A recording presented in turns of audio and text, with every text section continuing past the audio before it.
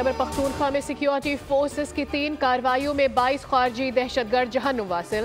दहशतगर्दों से लड़ते हुए पाक फौज के 6 जवान शहीद हो गए। ISPR के मुताबिक 6 और 7 दिसंबर को टांक में 9, शुमाली वज़ीरिस्तान में 10 दहशतगर्द मारे गए। थल में सिक्योरिटी चेक पोस्ट पर खारजियों का हमला नाकाम और 3 दहशतगर्द जहन्नुम वासिल कर दिए गए।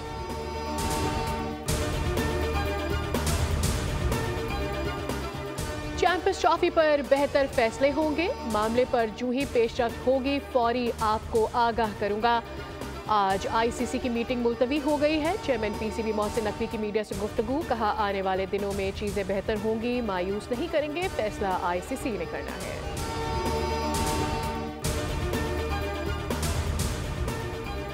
और हम रियासत से लड़ना नहीं चाहते, दीनी मदारिस को हुकूमत के असर रसूख से दूर रखना चाहते हैं। सरबराह JUI मौलाना फजल रहमान को नौशहरा में खिताब, हुकूमत को मदारिस की रजिस्ट्रेशन के लिए कल से मोहलत का कहा।